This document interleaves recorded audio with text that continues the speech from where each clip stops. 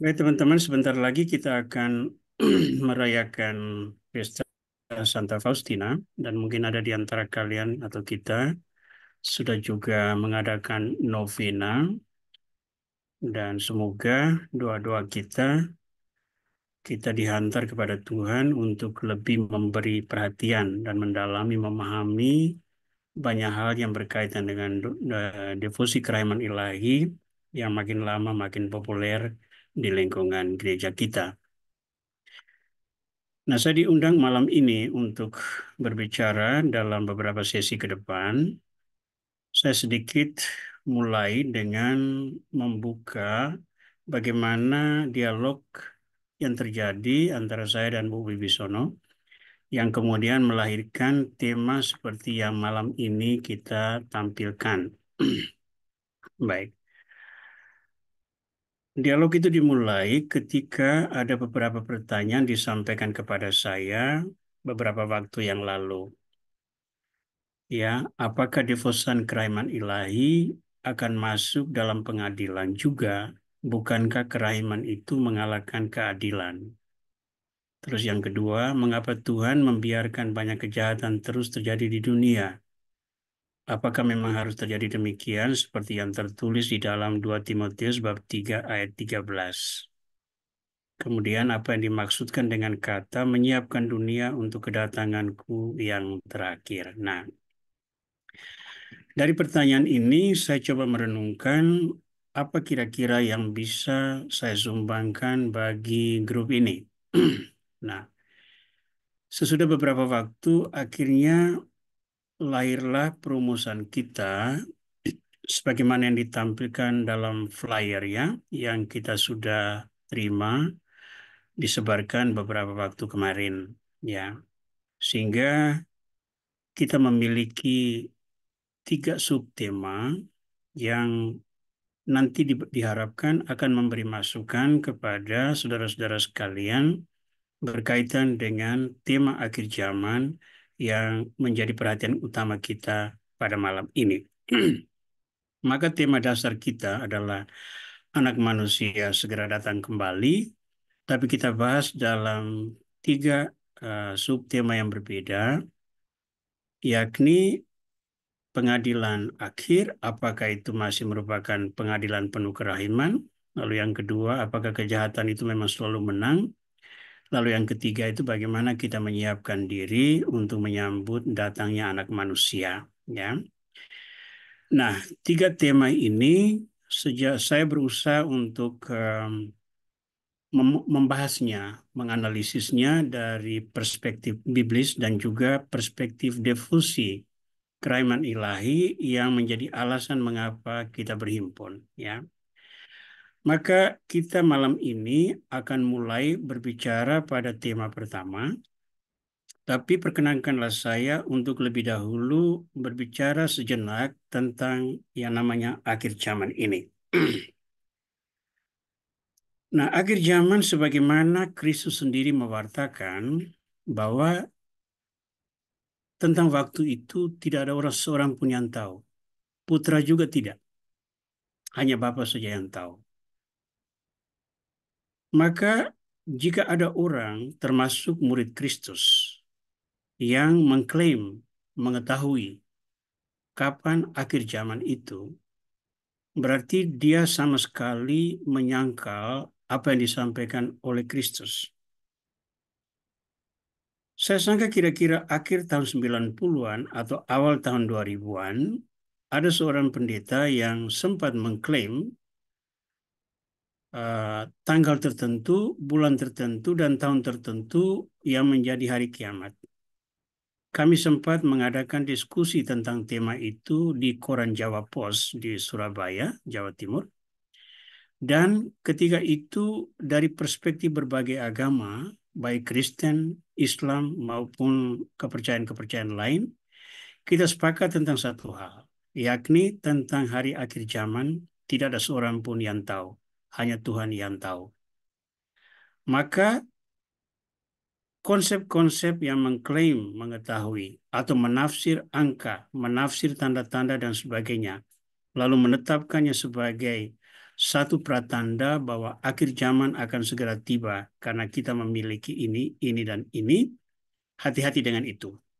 Karena kita tidak pernah mengetahui. Yang diperintahkan Tuhan kepada kita adalah selalu berjaga-jaga. Itu yang diperintahkan Tuhan. Ya. Nah, namun untuk berjaga-jaga, kita perlu membahas, kita perlu mendalami apa yang diajarkan Tuhan tentang akhir zaman. Dan bagi kita umat Kristiani, akhir zaman itu ditandai dengan yang namanya pengadilan terakhir, sebagaimana digambarkan dalam Injil Matius bab 25. Pertanyaan dasar atau status kuesionis kita malam ini adalah ini. Pada pengadilan akhir, masih adakah pengadilan yang penuh kerahiman? Pekan lalu, dalam sebuah pembicaraan tentang kerahiman juga, saya berbicara tentang keadilan dan belas kasih. Ya, keadilan dalam perspektif sosiologis atau hukum atau dalam kehidupan sehari-hari berarti mengambil hak atau memegang atau memiliki sesuatu yang sudah seharusnya. Ya, itu keadilan. Tetapi dari perspektif Alkitab, keadilan itu tidak semata-mata berhak atas sesuatu yang sudah seharusnya. Tapi keadilan itu lebih bernuansa penyerahan diri sepenuhnya pada kehendak Tuhan. Kenapa? Karena manusia diciptakan oleh Tuhan. Eksistensi manusia, keberadaan manusia itu sepenuhnya bergantung pada Tuhan. Dan kepada manusia juga diberi kebebasan, diberi daya cipta, diberi kemampuan untuk memutuskan, diberi karunia jiwa dan raga, yang memang pada prinsipnya lahir dari cinta Tuhan, lahir dari belas kasih Tuhan. Maka keadilan yang paralel dengan karunia Tuhan yang sedemikian adalah manusia sebagai makhluk ciptaan, menurut gambaran ilahi, menyerahkan diri sepenuhnya pada penyelenggaraan Tuhan. Tapi prinsip dasar ini kan kemudian dikacaukan oleh dosa. Dosa menjadi alasan mengapa manusia kemudian kacau balau, menjadi tidak lagi konsisten, tidak lagi paralel dengan apa yang direncanakan oleh Tuhan. Maka di akhir hari, Tuhan tuh harus membuat pengadilan terakhir. Karena dalam proses manusia yang sudah dikacaukan oleh dosa, walaupun penebus telah datang, kehendak bebas manusia tetap bisa mengarahkan manusia untuk melakukan dosa. Maka tetap ada sebuah seleksi. Dan pengadilan ini kita tidak mempunyai hak atau tidak mempunyai kemungkinan bahwa kita menyingkir dari pengadilan itu. Karena itu merupakan satu-satunya cara, satu-satunya pintu yang kita bisa lewati untuk masuk ke dalam kerajaan abadi. Ya, itu satu-satunya gerbang. Maka kalau mau menjadi bagian dari kerajaan Allah, mau mengambil bagian dalam kemuliaan Tuhan, sebagaimana yang ditampilkan oleh Kristus dalam peristiwa transfigurasi di atas Gunung Tabor, maka jalan satu-satunya adalah melewati pengadilan tersebut. Nah, sebagai ilustrasi refleksi kita malam ini, kita melihat sejenak apa yang ditampilkan oleh Injil Matius bab 25 ayat 31 sampai 46. Ada 16 ayat, cukup tidak terlalu panjang, maka baiklah kita baca supaya kita memiliki satu perspektif yang sama, titik tolak bahasan kita malam ini. Apabila anak manusia datang dalam kemuliaannya dan semua malaikat bersama-sama dengan dia, maka ia akan bersemayam di atas takhta kemuliaannya. Lalu semua bangsa akan dikumpulkan di hadapannya, dan ia akan memisahkan mereka seorang daripada seorang, sama seperti gembala memisahkan domba dari kambing. Dan ia akan menempatkan domba-domba di sebelah kanannya dan kambing-kambing di sebelah kirinya. Dan raja itu akan berkata kepada mereka yang di sebelah kanannya, "Mari, hai kamu yang diberkati oleh Bapakku, terimalah kerajaan yang telah disediakan bagimu sejak dunia dijadikan. Sebab ketika aku lapar, kamu memberi aku makan. Ketika aku haus, kamu memberi aku minum. Ketika aku seorang asing, kamu memberi aku tumpangan." Maka orang-orang benar itu akan menjawab dia, katanya, "Tuhan, bila manakah kami melihat engkau lapar dan kami memberi engkau makan, atau haus dan kami memberi engkau minum? Bila manakah kami melihat engkau sebagai orang asing dan kami memberi engkau tumpangan, atau telanjang dan kami memberi engkau pakaian? Bagaimanakah kami melihat engkau sakit? Bila manakah kami melihat engkau sakit atau dalam penjara dan kami mengunjungi engkau?" Dan raja itu menjawab mereka, "Aku berkata kepadamu, sesungguhnya segala sesuatu yang kamu lakukan untuk salah seorang dari saudaraku yang paling hina ini, kamu telah melakukannya untuk aku." Dan ia akan berkata kepada mereka yang di sebelah kirinya, "Enyalah dari hadapanku, hai kamu orang-orang terkutuk, enyalah ke dalam api yang kekal, yang telah tersedia untuk iblis dan malaikat-malaikatnya. Sebab ketika aku lapar, kamu tidak memberi aku makan. Ketika aku haus, kamu tidak memberi aku minum. Ketika aku seorang asing, kamu tidak memberi aku tumpangan. Ketika aku telanjang, kamu tidak memberi aku pakaian. Ketika aku sakit dan dalam penjara, kamu tidak melawat aku." Lalu mereka pun menjawab dia, katanya, "Tuhan, bila manakah kami melihat engkau lapar atau haus atau sebagai orang asing atau telanjang atau sakit atau dalam penjara dan kami tidak melayani engkau?"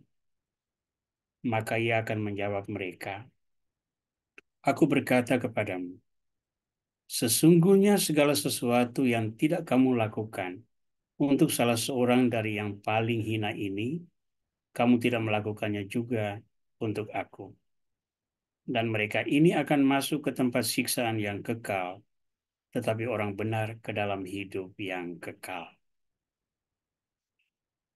Nah, Injil Matius bab 25, 31 sampai 46 ini telah memberi inspirasi perkembangan teologi maupun seni yang memperkaya kasana gereja, kasana spiritualitas gereja. Ya. Di banyak gereja itu ada gambar tentang pengadilan akhir ini. Dan pengadilan akhir ini begitu berpengaruh di dalam refleksi manusia tentang dirinya, sehingga bagaimana ia hidup, bagaimana ia bekerja, bagaimana ia bertindak, seringkali dipengaruhi oleh bayangan atau pemahaman dia tentang apakah dia masuk dalam golongan domba yang ada di sebelah kanan, atau dia masuk dalam golongan kambing yang ada di sebelah kiri. Maka secara sederhana sebagai manusia, kita melihat seakan-akan bahwa tidak ada lagi belas kasihan dalam pengadilan akhir. Atau sudah terlambat. Sekarang kamu hanya menerima hukuman atau ganjaran.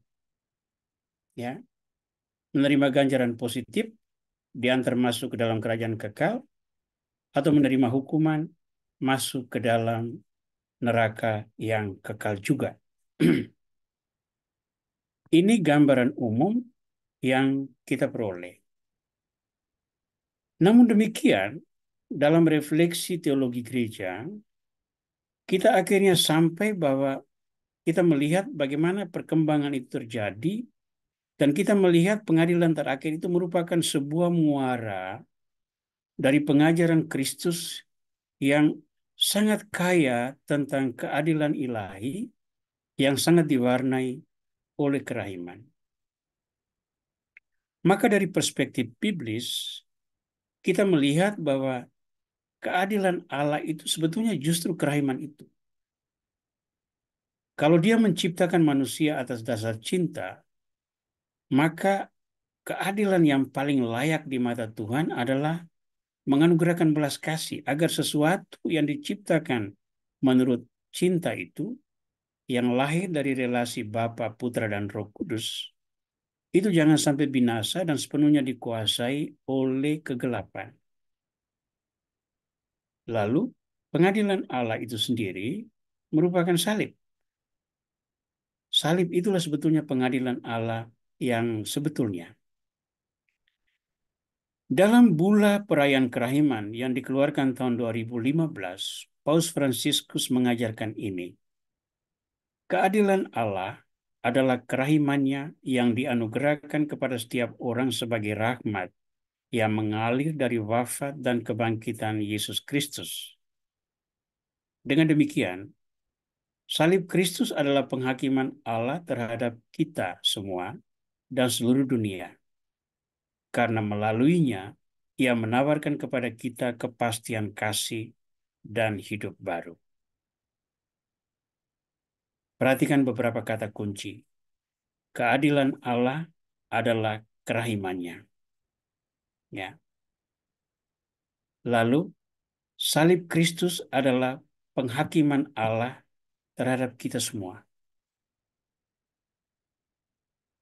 Pengajaran Paus Fransiskus ini tidak asal jadi, tetapi itu bertolak dari sebuah refleksi teologis yang berlangsung selama berabad-abad, yang dari waktu ke waktu terus berkembang dan masuk ke dalam alam modern ketika dunia cenderung untuk mengabaikan firman Tuhan dan sepenuhnya hidup tanpa belas kasih, tanpa kerahiman. Saya biasa mengatakan begini, wahyu personal yang disampaikan Tuhan kepada Santa Faustina yang menjadi Rasul Kerahiman, itu dimunculkan hanya beberapa tahun sebelum Perang Dunia Kedua itu terjadi.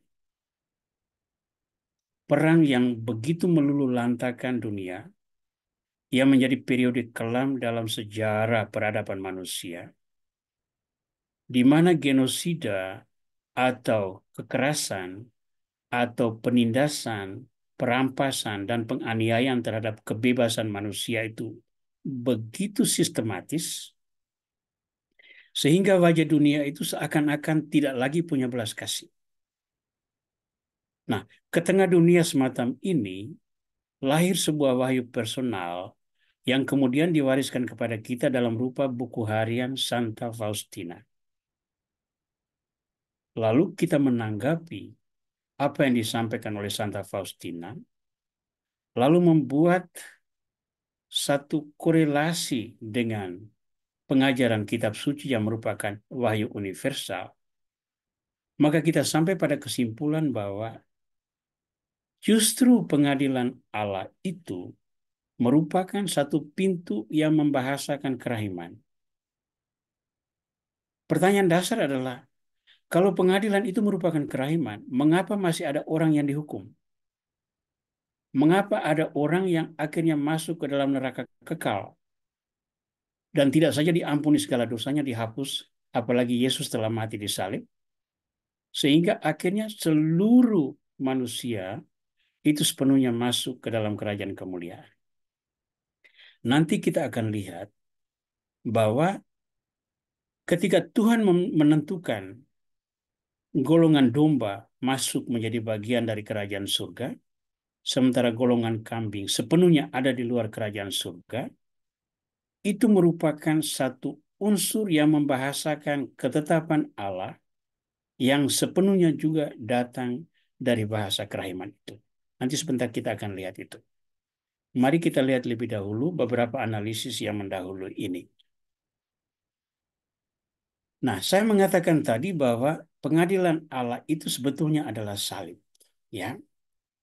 Jadi walaupun Injil Matius bab 25 ayat 31 sampai 46 memberikan kepada kita gambaran tentang pengadilan terakhir, sesungguhnya pengadilan atas manusia itu terjadi justru pada peristiwa salib. Ya. Salib Kristus adalah penghakiman Allah terhadap kita semua. Itu yang diajarkan oleh Paus Fransiskus dalam uh, Misericordia Vultus nomor 21 alinea kedua. Bagaimana itu mungkin? Saya menemukan dua referensi di dalam kitab suci yang membahasakan bahwa memang penghakiman Allah itu terjadi pada peristiwa salib. Penghakiman atas manusia yang berdosa itu terjadi dalam peristiwa salib. Kita lihat yang pertama. 2 Korintus bab 5 ayat 21. Dia yang tidak mengenal dosa telah dibuatnya menjadi dosa karena kita, supaya dalam dia kita dibenarkan oleh Allah. Ya. Dia di sini adalah Yesus. Yesus yang tidak berdosa itu dibuat menjadi berdosa. Karena siapa? Karena kita yang berdosa ini. Supaya hukuman atas dosa itu diambil alih oleh Yesus dengan merentangkan tangan di salib, sehingga di dalam dia manusia berdosa itu memiliki koridor untuk masuk ke hadapan Allah, dan kalau dia kudus, dia dibenarkan oleh Allah. Nanti saya akan jelaskan bagaimana itu merupakan pengadilan. Kita melihat dulu referensi yang kedua. Surat pertama Petrus bab 2 ayat 24. Ia sendiri telah memikul dosa kita di dalam tubuhnya di kayu salib, supaya kita yang telah mati terhadap dosa, hidup untuk kebenaran. Oleh bilur-bilurnya, kamu telah sembuh. Ya. Dua teks ini berbicara tentang tema yang sama. Bahwa penghakiman terhadap manusia berdosa sesungguhnya sudah dijalankan dalam peristiwa salib. Mungkin ada yang bertanya, yang diadili dalam jalan salib itu kan Yesus, bukan manusia yang lain-lain ini. Betul, tetapi Yesus diadili atas nama siapa? Atas nama semua orang berdosa. Ya, dia mengambil alih satu konsekuensi dosa, yakni uh, penganiayaan tadi itu, yakni pengadilan tadi itu, yakni menderita sengsara itu ke atas dirinya, agar dengan itu dia mengalahkan hukuman bagi dosa, yakni maut. Hanya dengan menderita sengsara, lalu mati, Tuhan memiliki jalan untuk mengalahkan maut, dan dengan itu membuka pintu bagi manusia berdosa bahwa sekarang maut sudah dikalahkan. Pintu untuk keselamatan sudah dibuka. Tinggal saja kamu memakai kehendak bebasmu untuk memilih pintu yang benar. Jadi, dengan mengalami pengadilan manusia, tidak berarti bahwa Tuhan menjadikan kita robot. Tidak. Tuhan itu istilahnya itu menciptakan sebuah forma keselamatan. Kalau sebelum peristiwa salib, forma keselamatan itu kita boleh tidak ada. Tetapi sesudah salib, forma itu ada. Tinggal saja sekarang manusia mau memanfaatkan forma ini tidak dengan memasukkan adonannya sehingga menghasilkan produksi roti atau kue yang manis. Ya. Maka secara grafis kita akan melihat prosesnya seperti ini. Manusia diadili di jalan salib itu terjadi prosesnya demikian. Pertama, manusia itu berdosa. Dosa itu terjadi di Taman Eden. Oleh dosa itu, manusia diusir dari Taman Eden, lalu ditempatkan di sebelah timur Taman Eden. Itu adalah sebuah hukuman. Tetapi hukuman ini sesungguhnya merupakan belas kasih Tuhan, karena dengan menempatkan manusia di luar Taman Eden, Tuhan sesungguhnya menganugerahkan kehidupan kepada manusia. Mengapa demikian? Hukum Taman Eden adalah demikian. Ketika manusia ditempatkan di Taman Eden, peraturan Tuhan adalah demikian. Segala sesuatu, tanaman apapun boleh kamu makan, kecuali pohon yang di tengah. Kalau pohon yang di tengah itu kamu makan, maka kamu akan mati. Itu hukum Taman Eden. Sesudah manusia pertama makan buah itu, mereka kan khawatir terhadap Tuhan. Jadi hukuman ini mulai berlangsung. Mereka sebelumnya tidak mengenal malu, tiba-tiba merasa malu karena telanjang. Mereka yang sebelumnya hidup tenang dengan Tuhan, mendengar langkah Tuhan, mereka menjadi takut lalu bersembunyi. Lalu Tuhan mencari mereka. Takut akan Tuhan membuat mereka dihinggapi oleh kompleks mencari kambing hitam, sehingga manusia menyalahkan Adam menyalahkan Eva, Eva menyalahkan ular. Ya, tidak ada yang mau menyalahkan dirinya karena takut pada hukuman tadi. Kalau kamu makan pohon yang ada di tengah, maka kamu akan mati. Tapi Tuhan melakukan apa? Tuhan mengusir mereka dari Taman Eden. Berada di luar Taman Eden berarti mereka harus bekerja keras, berpeluh untuk mencari rezeki, tetapi mereka terbebas dari hukuman utama Taman Eden yakni mati. Mereka tetap hidup, tapi hidup di luar Taman Eden. Itu manusia berdosa. Tapi nostalgia relasi manusia dengan Tuhan yang diciptakan menurut gambarannya itu kan tidak hilang. Maka Tuhan melakukan rencana keselamatan yang diwujudkan oleh berbagai orang, berbagai utusan. Mulai dari Nuh, mulai dari Abraham, Ishak, Yakub, Musa, berbagai hakim, raja, nabi, dan sebagainya. Mereka semua itu adalah utusan Tuhan untuk mewartakan bahwa Tuhan tetap mencintai manusia dengan syaratnya hanya satu. Manusia bertobat dari dosa dan hanya menyembah Tuhan. Itu aja. Nah, puncak dari rencana keselamatan Tuhan itu adalah firman menjadi manusia. Yohanes bab 1 ayat 14. Firman menjadi manusia itu merupakan belas kasih Tuhan yang paling besar. Karena kalau sebelumnya Tuhan memakai pengantara, sekarang dia sendiri menjadi manusia. Dan dalam hidup sebagai manusia itu, Yesus selalu melayani manusia dan pelayanan puncak adalah wafat dan kebangkitan. Melalui wafat dan kebangkitan itulah manusia diselamatkan. Nah, manusia diadili di jalan salib itu di mana? Itu di sini. Dua kotak ini. Firman menjadi manusia dan Yesus wafat dan bangkit. Firman menjadi manusia itu berarti Tuhan yang tak terbatas itu masuk ke dalam makhluk yang terbatas. Dia harus mengalami penderitaan. Dia harus lahir dari seorang perempuan. Dia harus hidup sebagai anak kecil. Dia hidup dalam keluarga miskin di Nazaret. Dia harus bekerja sebagai tukang kayu. Tuhan loh itu. Itu salib-salib awal yang harus dilewati.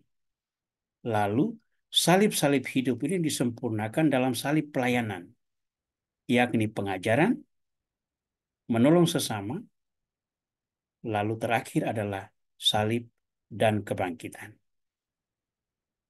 Seharusnya ini tidak terjadi kalau seandainya manusia tidak berdosa. Andai kata Adam dan Eva tidak berdosa, maka firman tidak perlu menjadi manusia. Maka Yesus tidak perlu harus wafat dan bangkit. Karena manusia sepenuhnya hidup dalam cinta Tuhan. Tetapi karena manusia berdosa, maka jalan salib itu harus terjadi. Tetapi salib yang seharusnya adalah manusia, dipanggul oleh manusia, diambil oleh manusia utama, yakni Yesus dari Nazaret. Dengan itu manusia yang lain diselamatkan. Semua itu hanya bersumber dari kasih Allah, seperti yang diungkapkan dalam Injil Yohanes bab 3 ayat 16. Begitu besar kasih Allah akan dunia ini, sehingga ia telah mengaruniakan anaknya yang tunggal, supaya setiap orang yang percaya kepadanya tidak binasa, melainkan beroleh hidup kekal.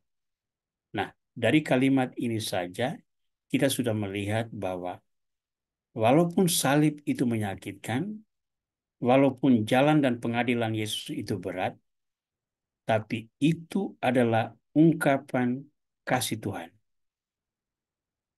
Ya, itu ungkapan kasih Tuhan.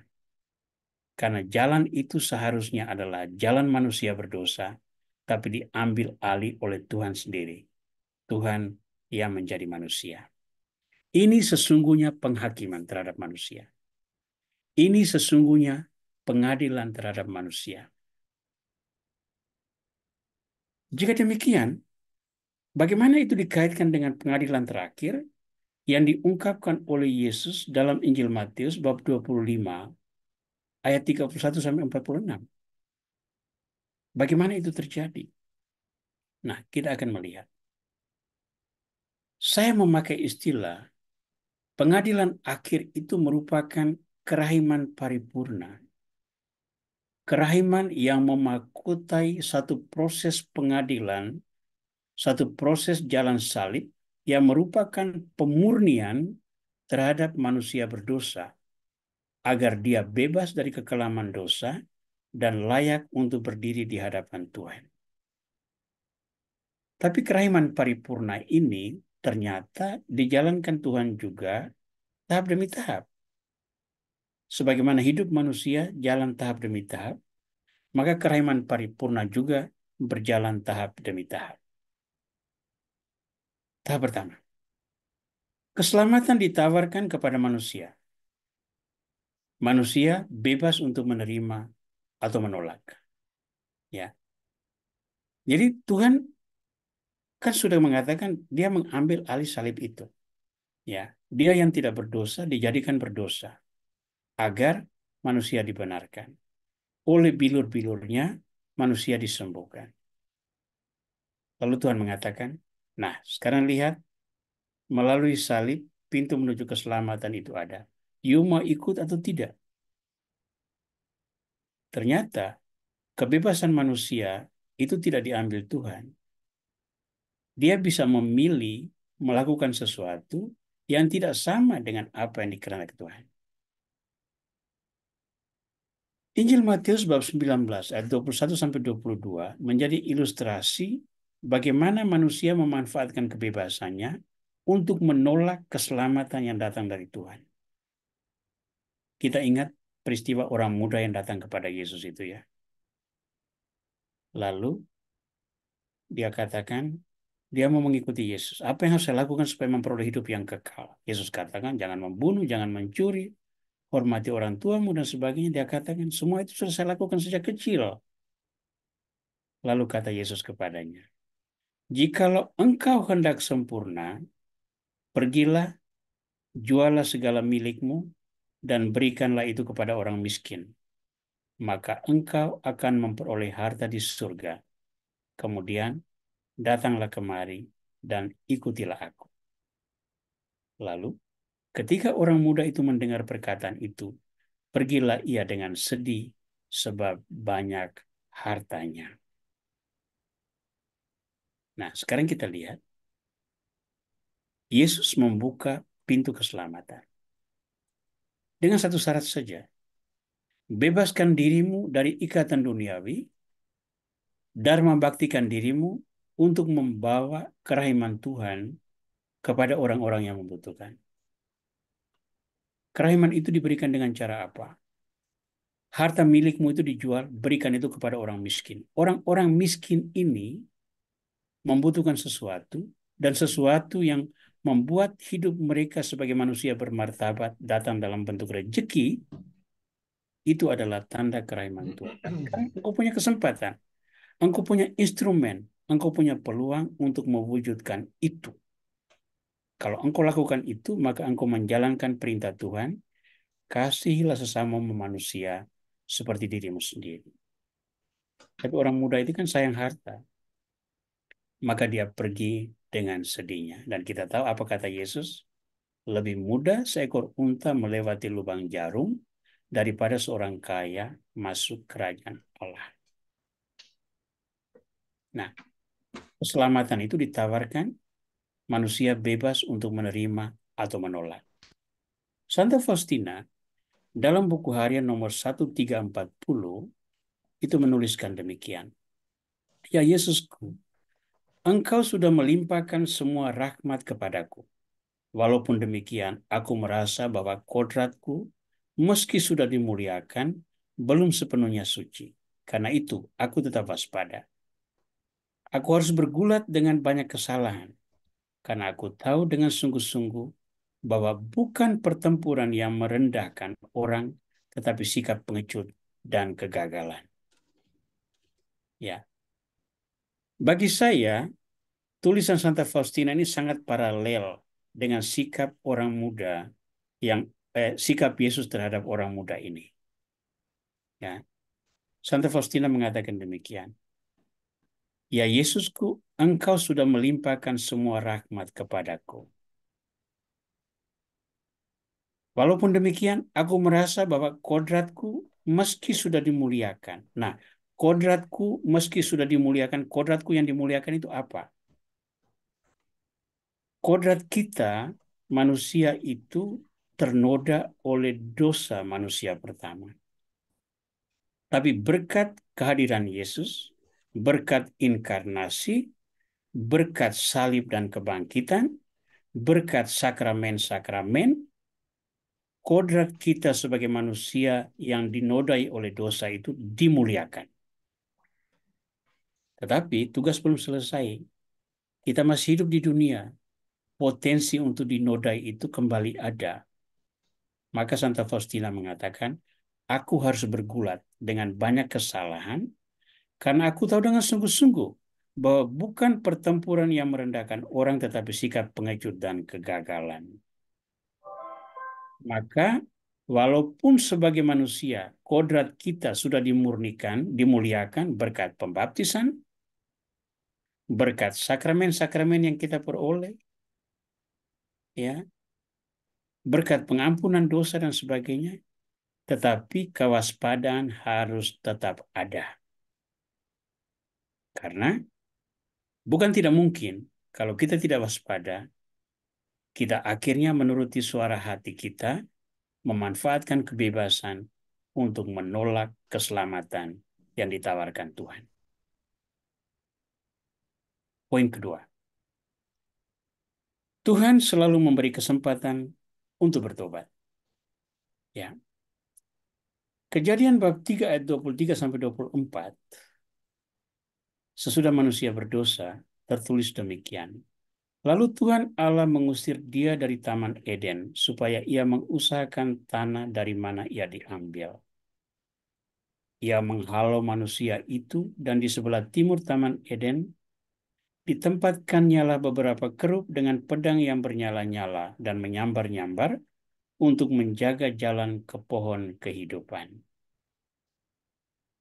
Nah ini, Tuhan menempatkan manusia di luar Taman Eden. Kalau di Taman Eden, hidup manusia itu aman, gampang. Dia bisa makan apa saja. Dia berjalan tanpa pakaian, tidak merasa malu karena suara hatinya itu murni, jernih, suci.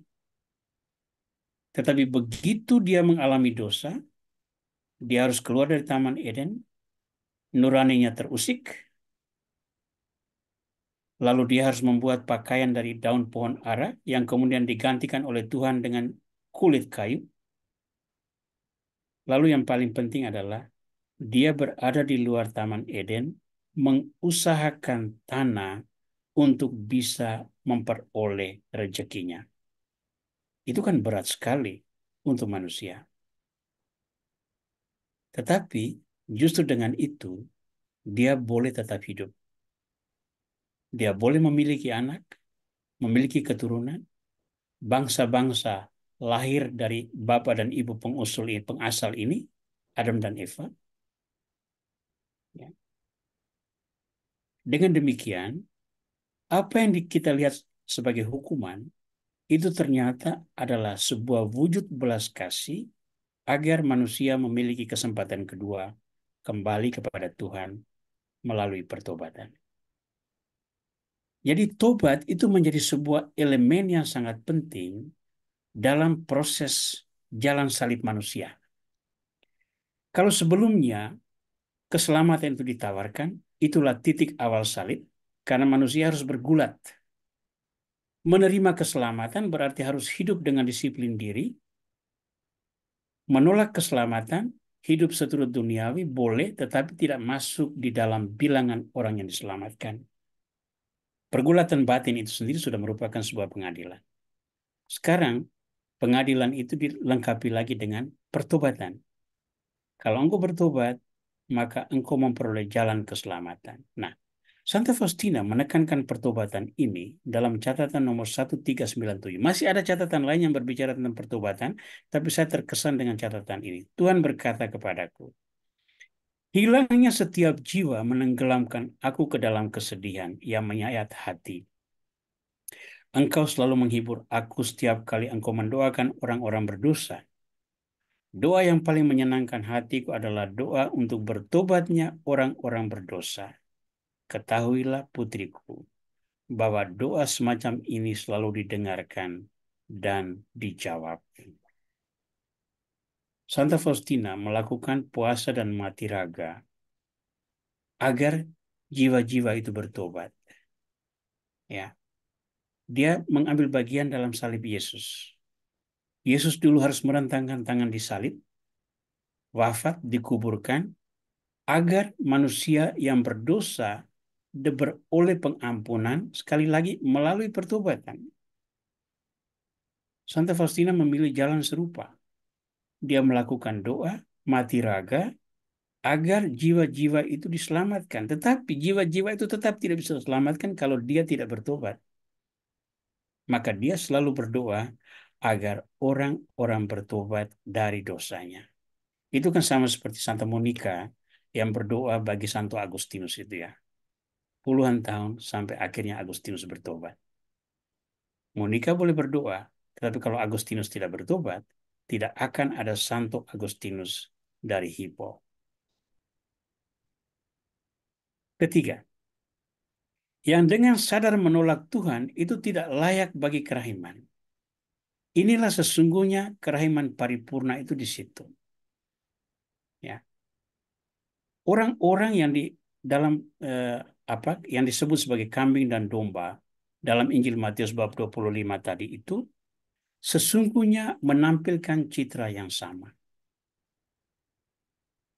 Golongan domba dengan sadar menerima Tuhan dan keselamatannya.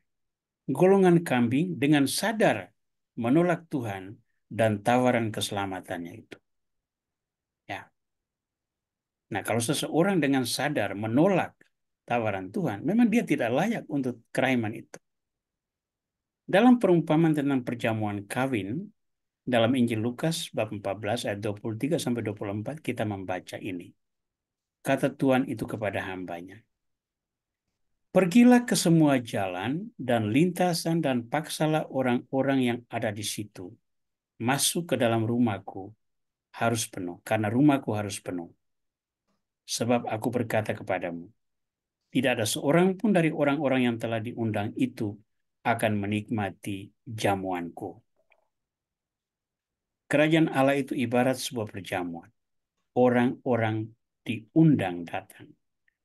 Tetapi karena dia tidak mau datang, dia tidak mengambil bagian dalam perjamuan, maka dia tidak menikmati jamuan itu.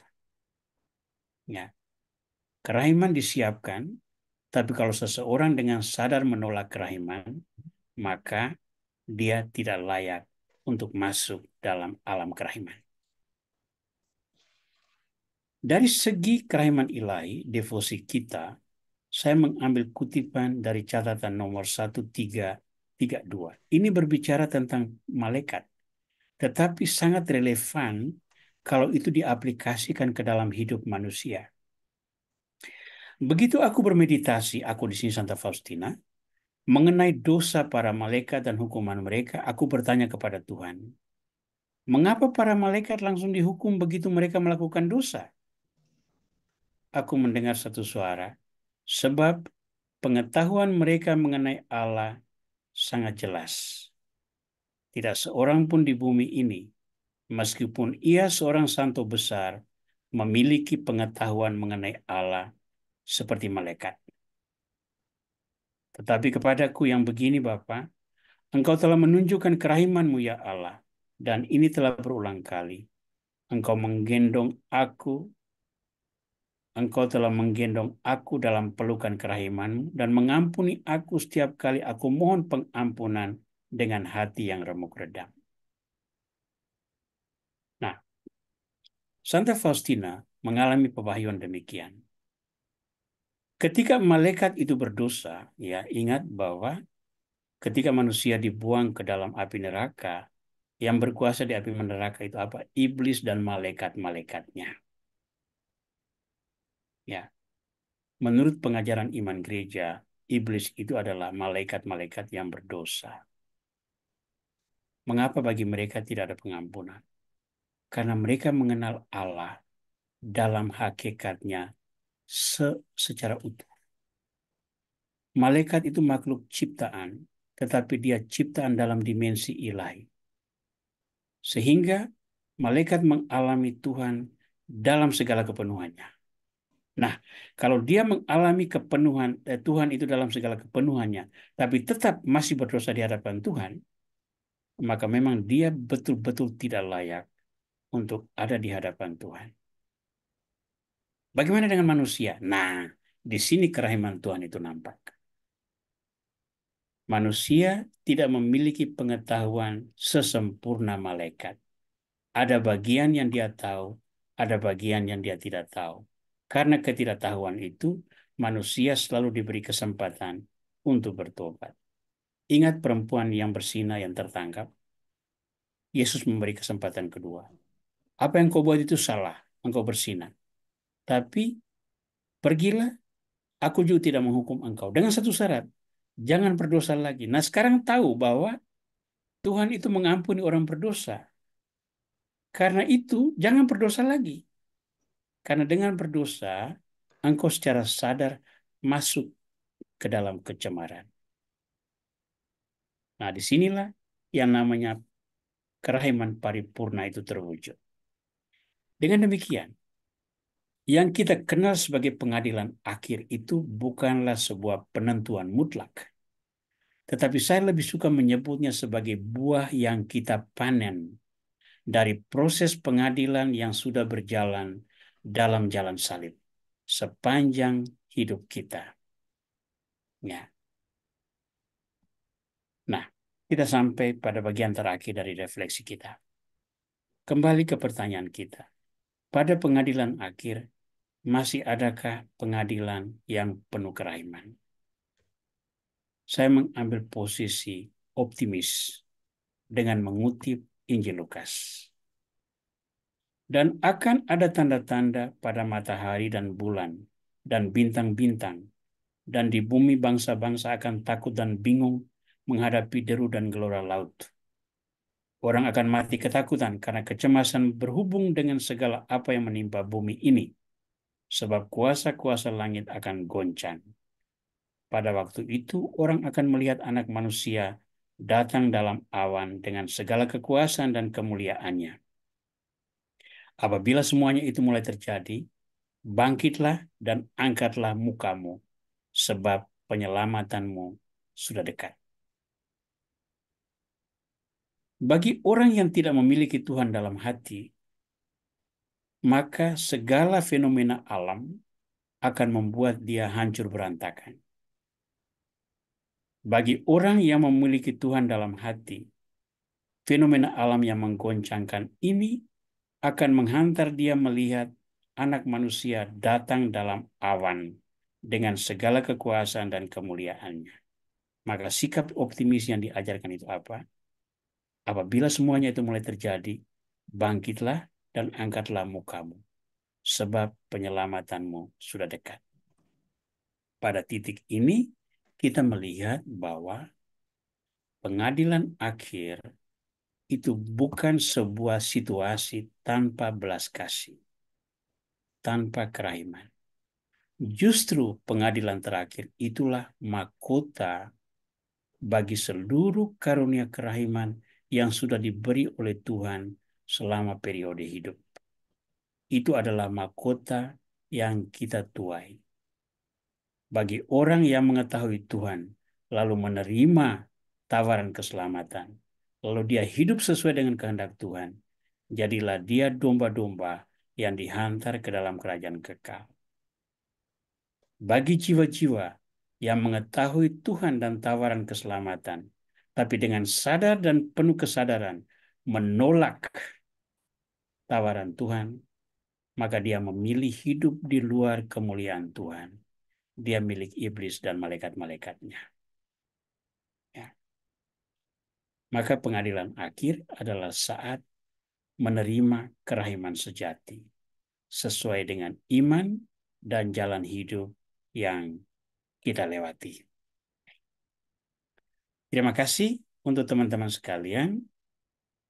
Saya ucapkan untuk semua perhatian dan semoga sharing sederhana malam ini bisa mendorong teman-teman untuk terus merefleksikan, terus merenungkan, terus mendalami, tidak usah harus berdebat soal teologi atau pendekatan akademik, analitis, kritis, filosofis, tetapi renungkan itu dari sisi kerahiman. Bahwa Tuhan yang menciptakan manusia menurut gambarannya itu sendiri mau memberikan Yesus Kristus agar setiap orang yang percaya kepada Kristus tidak binasa, melainkan beroleh hidup yang kekal. Jika untuk mewujudkan kerahimannya itu sendiri, Tuhan harus menanggung penderitaan salib, maka manusia memang memiliki peluang yang sangat besar untuk menimba kerahiman tersebut.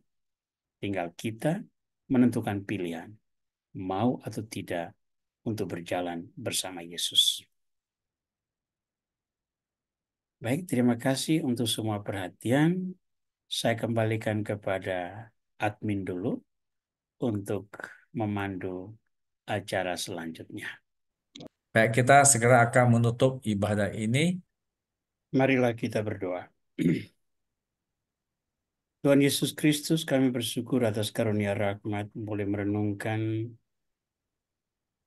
firman-Mu, boleh merenungkan pengajaran, boleh merenungkan janji-Mu untuk menghantar kami ke dalam kerajaan kemuliaan, berkat sengsara wafat dan kebangkitan. Betapa kami rindu untuk menyaksikan Engkau bertakhta dalam kemuliaan. Namun hidup kami di dunia masih sangat dipenuhi dengan rupa-rupa tantangan dan godaan. Maka berikanlah kami peneguhan dalam iman, agar oleh peneguhan tersebut kami sanggup setia pada firman-Mu, berjalan sesuai dengan kehendak-Mu, terus meningkatkan kualitas rohani kami masing-masing, agar kami tidak hanya sanggup menolong diri kami sendiri, tapi juga membantu sesama kami melihat jalan keselamatan yang Kau siapkan. Semoga berkat rahmat peneguhan yang datang dari-Mu Tuhan, kami tetap setia pada salib hidup kami, hingga akhirnya kami bertemu dengan Engkau dalam kemuliaan abadi, sesuai dengan janji-Mu yang memberi keselamatan. Berkati Pak Gunawan yang hari ini berulang tahun, agar salib perutusan kerahiman ilahi yang ada di bahunya, yang ada di pundaknya, menjadi tanda rahmat dan harapan bagi banyak orang yang mencari keselamatan dalam nama. Oh Tuhan yang Maha Kasih, jadikanlah hidup kami pujian bagi keagungan nama-Mu, kini dan sepanjang masa. Amin. Tuhan bersamamu. Dan bersama Roh. Semoga saudara-saudara sekalian diberkati oleh Tuhan yang Maha Kuasa, Bapa dan Putra dan Roh Kudus. Amin. Amin.